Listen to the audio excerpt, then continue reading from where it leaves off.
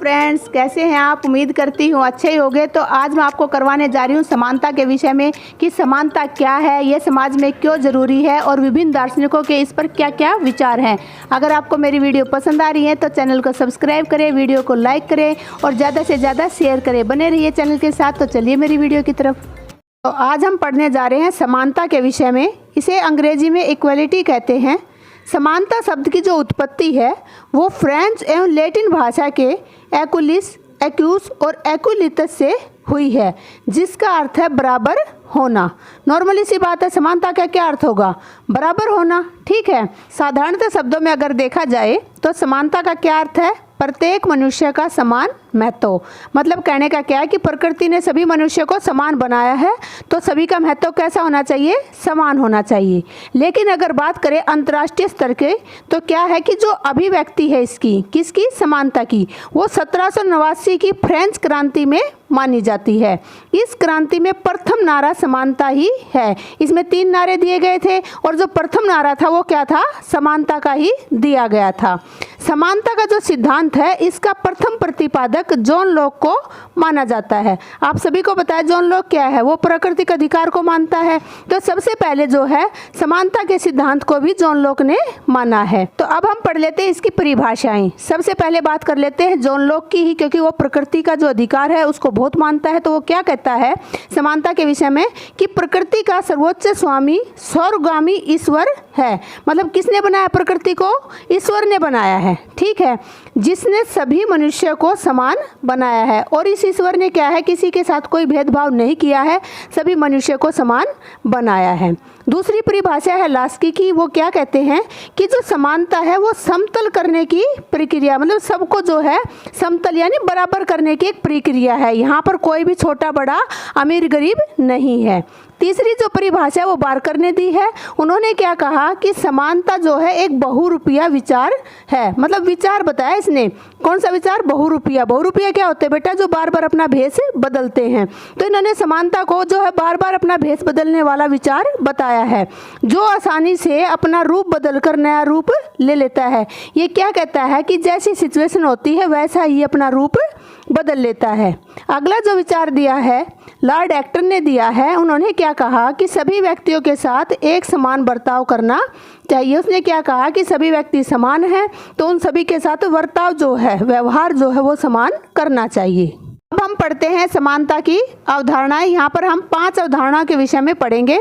सबसे पहली है प्रकृति ने सभी को समान बनाया है। कुछ लोगों का ये मत है कि प्रकृति ने सभी को समान बनाया है, लेकिन कुछ व्यक्ति ये कहते हैं कि प्रकृति ने समान बनाया है लेकिन सभी व्यक्ति समान नहीं है। किस आधार पे कहा उन्होंने बल, बुद्धि, योग्यता और शारीरिक बनावट के हिसाब से ये बात कही। वो कहते हैं कि किसी में ताकत ज़्यादा है तो किसी में कम है, किसी में बुद्धि बहुत ज़्यादा है तो किसी में कम है, किसी में बहुत सारी योग्यता है तो किसी में बिल्कुल नहीं है। और अगर बात करें लंबे और छोटे की या रंग रूप की, तो सबकी शारीरिक बनावट अलग अलग है। तो प्रकृति ने जो है सभी को समान बनाया है। जैसे सबको 2 हाथ दिए हैं, 2 कान दिए हैं, 2 आंखें दी हैं, लेकिन कुछ पैमानों पर सभी समान नहीं है।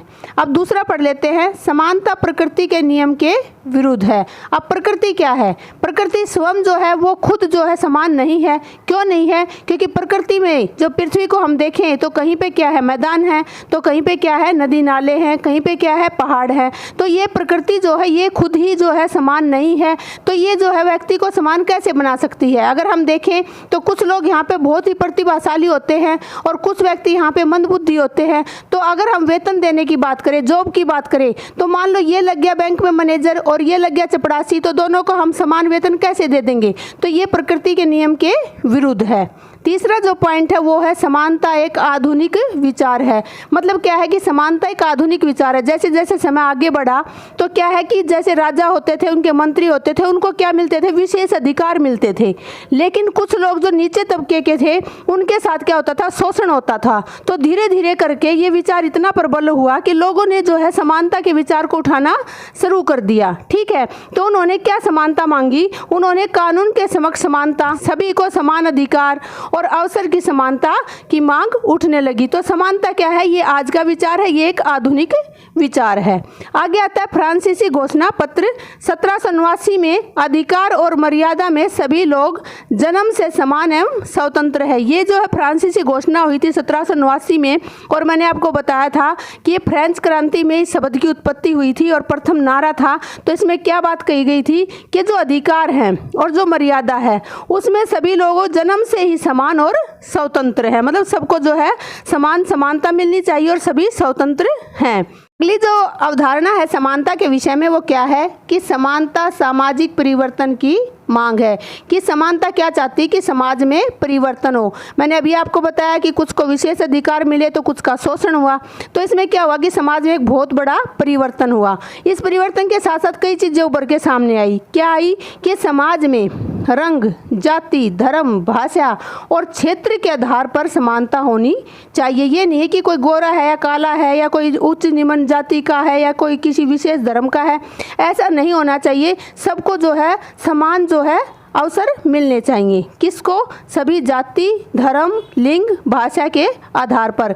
कई जगह क्या होता था कि एक ही पोस्ट पर महिला और पुरुष काम करते थे तो दोनों में वेतन जो है अलग अलग होता था, महिला को कम पुरुष को ज़्यादा मिलता था। लेकिन ऐसा नहीं होना चाहिए। जब सभी जो है बराबर काम कर रहे हैं, बराबर पोस्ट पे हैं, तो वेतन भी समान मिलना चाहिए। तो इस प्रकार समाज में एक परिवर्तन आया। तो समानता क्या है, वो सामाजिक परिवर्तन की मांग है। आगे क्या आता है कि समान लोगों के साथ समान व्यवहार। अरस्तु ने एक बात कही थी समानुपातिक समानता की, कि भाई जितने भी समान लोग हैं उन सभी के साथ समान व्यवहार होना चाहिए। अगर एक पोस्ट पे व्यक्ति हैं तो एक समान वेतन मिलना चाहिए, ठीक है। अगर एक योग्यता है तो एक समान उनको अवसर भी मिलने चाहिए। तो ये थी हमारी समानता की अवधारणाएं। तो आइए अब हम पढ़ते हैं समानता के रूप। मुख्यतः समानता के दो रूप बताए गए हैं, नकारात्मक समानता और सकारात्मक समानता। नकारात्मक समानता क्या होती है? विशेषाधिकारों का न होना। जहाँ पर विशेष अधिकार नहीं है वो नकारात्मक समानता है। देखिए, किसी व्यक्ति को जाति, वर्ग, धर्म, भाषा के आधार पर कोई विशेष अधिकार नहीं मिलने चाहिए। एक तो क्या है कि किसी को भी जो है स्पेशल अधिकार नहीं मिलने चाहिए, चाहे वो किसी भी जाति का है, धर्म का है, भाषा का है, कोई भी है।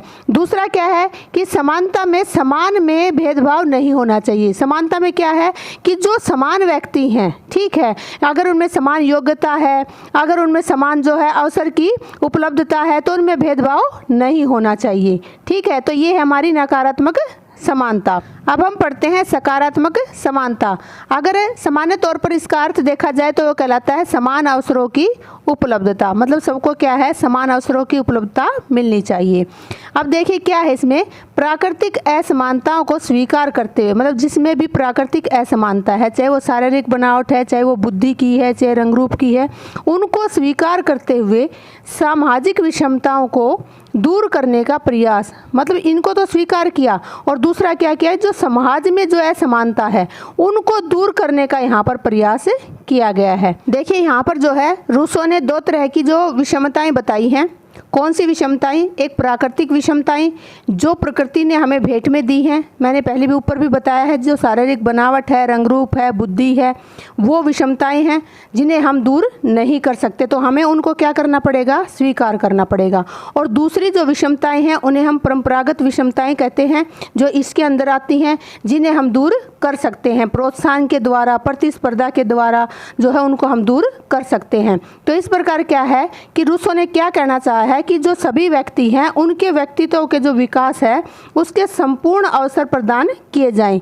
मतलब क्या कहना चाहता है कि हर व्यक्ति जिसमें योग्यता है उसको जो है अपने व्यक्तित्व के विकास के संपूर्ण अवसर इसमें मिलने चाहिए। ये है सकारात्मक समानता। अब हम पढ़ लेते हैं समानता के आयाम। इसमें दो तरीके की समानताएं आती हैं, औपचारिक समानता और दूसरी आती है तात्विक समानता। औपचारिक समानता जैसे फॉर्मल होती हैं जो हमें मिलती हैं, और तात्विक समानता वो है जिसमें हम परिवर्तन कर सकते हैं।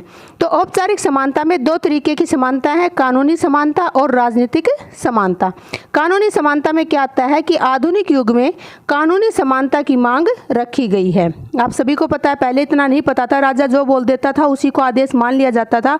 लेकिन जैसे जैसे समय परिवर्तन हो रहा है तो कानूनी समानता की मांग बढ़ रही है, ठीक है। उसमें क्या है कि यह जन्म, विशेषाधिकार, वंशानुगत और असमानता के विरुद्ध है। इसमें क्या कहा गया, जो पुराने समय से चला आ रहा था कि भाई राजा का बेटा राजा है, ठीक है, उसने राजा के घर में जन्म लिया है तो उसको भी वही अधिकार मिलते थे जो राजा को मिलते थे, ठीक है। विशेष अधिकार, जो किसी भी सामंत को, जमींदार को अधिकार मिलते थे विशेष अधिकार, वो उनके बच्चों को भी मिलते थे। मतलब कुछ जो विशेष अधिकार है वो वंशानुगत चलते रहते थे। तो अब कानूनी मांग क्या की गई कि उनको समाप्त किया जाए। ये क्या है, ये समानता के विरुद्ध है, ठीक है। अब इस कानूनी समानता के भी दो पक्ष हैं, कानून के समक्ष समानता और दूसरी क्या है, कानून के समक्ष संरक्षण। तो जो पहला है वो क्या है कि राज्य सभी व्यक्तियों के लिए समान कानून बनाएगा एवं समान रूप से लागू करेगा। ये तो है कानून के समक्ष समानता। आप सभी जानते हैं कि राज्य जो भी कानून बनाता है वो सभी के लिए बनाता है और सब पर समान रूप से लागू होता है। डायसी ने एक कथन के अनुसार बताया कि कानून के समक्ष समानता का अर्थ है कि देश में प्रत्येक व्यक्ति कानून उल्लंघन का दोषी होगा। मतलब देश में अगर कोई भी व्यक्ति कानून का उल्लंघन करता है, चाहे वह प्रधानमंत्री हो चाहे वह सामान्य नागरिक, वो कानून जो है सब पर लागू होगा। अब दूसरा जो आता है कानूनी समानता के अंदर, कानून के समान संरक्षण। इसमें क्या है कि राज्य विशेष वर्ग के लिए कोई कानून ना बनाए, सभी व्यक्तियों को कानून का समान संरक्षण प्राप्त हो। मतलब यह है कि कोई स्पेशल जो विशेष वर्ग है, ठीक है, उसके लिए कोई कानून ना बने, जो भी कानून बने वो सभी व्यक्तियों के लिए समान हो और सभी व्यक्तियों के कानूनों का संरक्षण जो है होना चाहिए। दूसरा क्या है कि जो तर्क संगत आधार है उसमें भेदभाव हो सकता है। यहाँ पे ये कहता है कि कानून चाहे सबके लिए बने और सबके लिए समान उनका संरक्षण किया जाए, लेकिन ये कहता है कि तर्क संगत जो भेदभाव है वो तो होगा। कैसे होगा कि मान लो कोई एक पायलट है और एक चपरासी है, दोनों की तनख्वाह सेम नहीं कर सकते, यहाँ पर उनमें जो भेदभाव हो रहा है वेतन का वो तर्क संगत है, तो ऐसे भेदभाव तो होंगे। दूसरा है राजनीतिक समानता, राज्य के सभी नागरिकों को बिना भेदभाव के मताधिकार। मताधिकार क्या होता है, जिसकी आयु 18 वर्ष की हो जाती है वो वोट डालने का अधिकारी हो जाता है। मताधिकार मतलब मत जमा अधिकार, ठीक है। दूसरा है चुनाव लड़ने का अधिकार, वो इलेक्शन में खड़ा हो सकता है। शासन प्रक्रिया में भाग लेने का अधिकार, वो चुनाव की जो प्रक्रिया होती है उसमें भाग ले सकता है। और सरकार की आलोचना करने का अधिकार, कि अगर सरकार कुछ गलत काम करती है तो वो सरकार की आलोचना करने का अधिकार भी ले सकता है। इसमें क्या है कि कुछ अधिकार ऐसे हैं जो हमारे देश में शुरू से ही मिले हुए हैं, जैसे महिलाओं को मत का अधिकार। जब हमारा देश आज़ाद हुआ तभी हमें वो अधिकार मिल गए थे, लेकिन कुछ देशों में, अमेरिका और ब्रिटेन जैसे देशों में ये 1920 और 1928 में प्रदान किए गए हैं। ये अधिकार जो है इनमें क्या है, कईयों में क्या है कि मताधिकार है, जब तक 18 वर्ष की आयु नहीं हो जाती तब तक ये अधिकार नहीं मिलता। इसमें क्या है, कोई पागल है, कोई दिवालिया है, तो उनको भी जो है ये अधिकार नहीं मिलते, ठीक है। उसके बाद दूसरा आता है तात्विक समानता। अब इसमें क्या है, सबसे पहले दो भाग इसके, आर्थिक समानता और सामाजिक समानता इसके अंदर आती हैं, ठीक है। इसमें पहली जो है वो है आर्थिक समानता।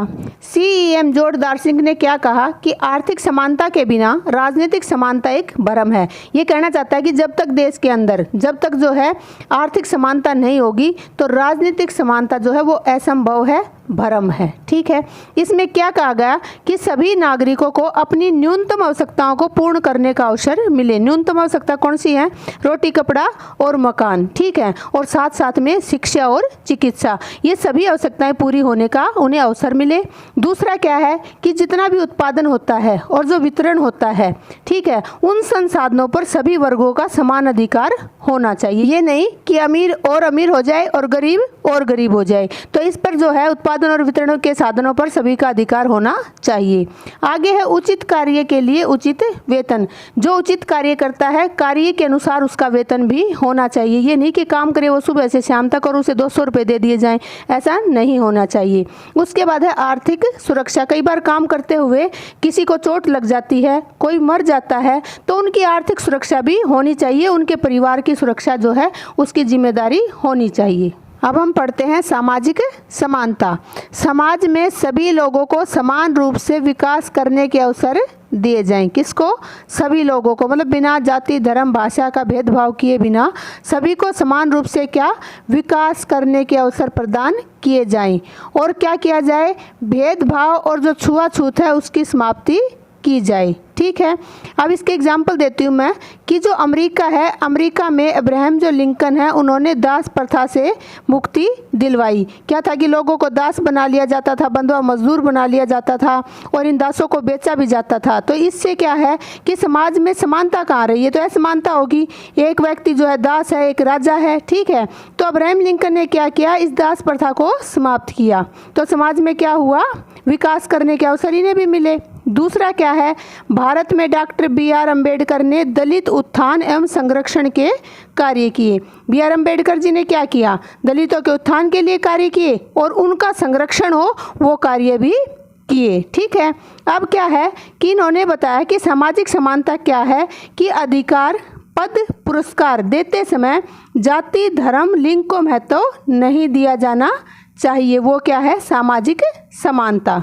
आगे आता है सांस्कृतिक समानता। समाज में सभी लोगों को धर्म चुनने, शांतिपूर्वक प्रचार करने, पूजा पाठ करने, रीति रिवाजों व त्योहारों जैसे धार्मिक अधिकार समान रूप से दिए जाएं।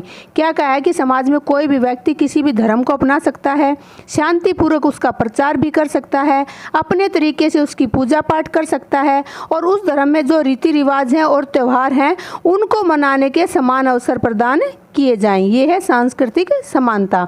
अब आती है नागरिक समानता। देश के सभी नागरिकों को समान रूप से अधिकार, सुविधाएं और अवसर देना। अधिकार कौन से, कोई भी देश अपने देश के जो व्यक्ति हैं, नागरिक हैं, उनको अधिकार देते हैं। जैसे भारत में मौलिक अधिकार दिए हुए हैं, तो देश के प्रत्येक नागरिक को अधिकार मिले और जो हमसे सरकार टैक्स वसूलती है उस टैक्स के बदले हमें क्या मिले, सुविधाएं मिले, वो सभी नागरिकों को मिले और सभी को जो है उनकी योग्यता के आधार पर अवसर मिले ताकि वो अपने व्यक्तित्व का विकास कर सके। तो ऐसी जो समानता है वो नागरिक समानता कहलाती है। अगला जो टॉपिक है वो है समानता और स्वतंत्रता में संबंध। देखिए, कोई कहता है कि समानता और स्वतंत्रता एक दूसरे के पूरक हैं, तो कोई कहता है समानता और स्वतंत्रता एक दूसरे के विरोधी हैं। तो सबसे पहले हम ये जानने के लिए कि वो पूरक हैं या विरोधी हैं, हम बात कर लेते हैं समानता और स्वतंत्रता के एक दूसरे के विरोधी होने की। तो इसके जो विचारक हैं वो कौन कौन हैं, Lord Acton, Stephen, Friedman, Hayek, Michels, Pareto, de Tocqueville. ठीक है, लॉर्ड एक्टन ने इसके बारे में क्या कहा है कि समानता की उत्कृष्ट अभिलाषा को स्वतंत्रता की आशा ही व्यर्थ हो गई है। ये कहता है कि अगर हम समानता को ज़्यादा चाहेंगे, उसकी बड़ी इच्छा रखेंगे, तो उससे क्या हो जाएगा कि हमें स्वतंत्रता की आस छोड़ देनी चाहिए। अगर हम समानता को रखेंगे तो स्वतंत्रता की आस करना व्यर्थ हो गई है। कैसे हो गई है कि मान लो ये अमीर व्यक्ति हैं, ठीक है, ये गरीब व्यक्ति हैं, तो इनसे क्या हुआ, अमीर व्यक्तियों से सारी संपत्ति छीन ली और इनमें बांट दी गरीबों में। ठीक है, इनको और इनको क्या कर दिया, बराबर कर दिया, सभी को क्या कर दिया, समान कर दिया। तो इससे क्या हुआ कि अमीर व्यक्तियों ने अपनी जो मेहनत से कमाई की थी, उनकी जो व्यक्तिगत स्वतंत्रता थी, उनकी जो आर्थिक स्वतंत्रता थी, वो क्या हो गई, नष्ट हो गई। तो समानता रखो तो स्वतंत्रता नष्ट हो जाती है। तो दूसरी जो परिभाषा है वो टांकविले की है। उन्होंने क्या कहा कि स्वतंत्रता एवं समानता में असंगति है, मतलब ये दोनों समान कभी नहीं हो सकती। क्यों नहीं हो सकती, उन्होंने कहा कि जो स्वतंत्रता है वो प्राकृतिक है, जबकि समानता क्या है, कृत्रिम है, ये हमारी बनाई हुई है, जबकि ये प्रकृति ने हमें भेंट स्वरूप दी है। ये क्या कहता है कि प्रकृति में हर व्यक्ति की जो बुद्धि और विवेक है वो अलग अलग है। मान लो कोई व्यक्ति है, उसने उसके 2 बेटे हैं, दोनों को 1000 रुपये दे दिए, बराबर बांट दिया। ठीक है, एक ने 1000 से जो है 10,000 बना दिए और एक ने 1000 से क्या बना दिए, 100 बना दिए। क्यों बना दिए, क्योंकि दोनों की जो बुद्धि और विवेक है वो अलग अलग है। तो हम इनको समान कैसे रखेंगे, रख ही नहीं सकते। अगर इससे ये छीन के इसको फिर बराबर कर दिया जाए तो इसकी जो व्यक्तिगत स्वतंत्रता है, आर्थिक स्वतंत्रता, वो नष्ट हो जाएगी। तो स्वतंत्रता को रखना है तो समानता नहीं होगी, समानता को रखना है तो स्वतंत्रता नहीं रहेगी। देखिए, अगर सभी को स्वतंत्र छोड़ दें तो समाज में असमानता हो जाएगी, व्यक्तिगत स्वतंत्रता नष्ट हो जाएगी। ये इसमें क्या कहना चाहता है, मान लो सबको खुला छोड़ दिया तो क्या करेंगे, जो स्वतंत्र होंगे, मान लो कोई बुद्धि ज़्यादा है, वो बुद्धि के हिसाब से दूसरों को लूट लेगा, तो असमानता अपने आप ही आ गई। जिसमें ताकत ज़्यादा है वो ताकत के हिसाब से कमज़ोरों का शोषण करेगा। तो क्या है कि स्वतंत्रता छोड़ दिया, स्वतंत्र छोड़ दिया तो क्या होगा, असमानता अपने आप ही आ जाएगी। ठीक है, आ रही है समझ में बात। तो क्या कहना चाहता है ये कि समानता एवं स्वतंत्रता एक दूसरे के विरोधी हैं। जहाँ स्वतंत्रता है वहाँ समानता नहीं, और जहाँ समानता है वहाँ स्वतंत्रता नहीं है। आगे पढ़ते हैं, समानता एवं स्वतंत्रता एक दूसरे के पूरक हैं। इस जो कथन को मानने वाले जो विचारक हैं वो कौन कौन हैं? बार्कर, केविड, Hume, Pollard, Tawney, MacIver, Godwin, Green, Hobhouse और रूसो। इसमें क्या है कि लास्की ने एक डेफिनेशन दी कि बिना समानता के स्वतंत्रता छिछली और स्वतंत्रता के बिना समानता बेकार है। मतलब ये दोनों एक दूसरे के पूरक हैं। ठीक है, ऐसे ही दूसरी डेफिनेशन वो पोलार्ड की है कि स्वतंत्रता की समस्या का केवल एक ही हल है और वह हल क्या है? समानता में निहित है। आइए देखते हैं कैसे। स्वतंत्रता का क्या उद्देश्य है? स्वतंत्रता का उद्देश्य है व्यक्ति के व्यक्तित्व का विकास करना। और समानता का क्या उद्देश्य है? ऐसी परिस्थितियां उत्पन्न की जाएं जिससे व्यक्ति के विकास के अवसर उपलब्ध हों। अब दोनों का उद्देश्य क्या हुआ? व्यक्ति के व्यक्तित्व का विकास। ठीक है, अब जब दोनों के उद्देश्य समान हैं तो वे एक दूसरे के विरोधी कैसे हुए? वो क्या हैं? एक दूसरे के पूरक हैं। अब रूसो ने क्या कहा था कि स्वतंत्रता के बिना समानता जीवित नहीं रह सकती। कैसे नहीं रह सकती? मान लो चुनाव की स्वतंत्रता दे दी, सभी को दे दी स्वतंत्रता, लेकिन जो व्यक्ति अमीर हैं वो चुनाव लड़ते हैं और विजयी हो जाते हैं। गरीब के पास इतना पैसा ही नहीं होता कि वो चुनाव लड़ सके। तो स्वतंत्रता तो दे दी लेकिन दोनों में समानता तो नहीं है। तो अगर वो समान होंगे तभी तो चुनाव लड़ेंगे। तो क्या कह रहा है ये कि व्यक्ति अमीर है तो वह चुनाव लड़ सकता है, लेकिन आर्थिक असमानता के कारण गरीब रह जाता है। तो इस प्रकार हम कह सकते हैं कि स्वतंत्रता के बिना समानता नहीं है और समानता के बगैर स्वतंत्रता नहीं है, और ये एक दूसरे के पूरक हैं, विरोधी नहीं है। तो अब हम पढ़ते हैं भारत में समानता की सकारात्मक कार्रवाई, कि भारत में लोगों को समान लाने के लिए क्या क्या कार्रवाई की गई है, वर्तमान समय में कैसी परिस्थितियां हैं और उनमें सुधार कैसे किया जा सकता है। तो परिस्थितियां कैसी हैं? पहला तो है विपरीत प्रभाव। भारत में निम्न वर्ग के आरक्षण से विपरीत प्रभाव पड़ रहा है। इससे उच्च वर्ग अपने आप को भेदभाव से ग्रस्त अनुभव करने लगे हैं और अब उच्च जातियां पटेल, मराठा और जाट भी आरक्षण की मांग कर रहे हैं। भारत में क्या है कि जो ये आरक्षण दिया हुआ है, कोटा दिया हुआ है, इसका अब विपरीत प्रभाव पड़ना शुरू हो गया है। जब भारत आज़ाद हुआ था तो जो निम्न वर्ग था उसको काफ़ी सहूलियत दी गई थी, कोटा दिया गया था ताकि वो अन्य के बराबर आ सके। लेकिन अब इसका प्रभाव क्या है? वो उल्टा पड़ रहा है। वो तो ऊपर उठ चुके हैं, लेकिन जो उच्च वर्ग हैं वो इस भेदभाव के कारण अपने आप को ठगा सा महसूस करते हैं। और अब जो उच्च जातियां हैं भारत की, जैसे पटेल है, मराठा है और जाट है, वो भी आरक्षण की मांग करने लगे हैं। दूसरा है प्रतिभा पलायन। क्या है कि भारत में आरक्षण और जो कोटा आधारित प्रणाली के कारण नौकरी एवं शिक्षा में चयन मेरिट की तुलना में जाति को आधार बनाया गया है। क्या होता है कि जो भी नौकरी होती है या शिक्षा होती है उसमें क्या है, मेरिट को स्थान नहीं दिया जाता। किसको दिया जाता है? जाति को।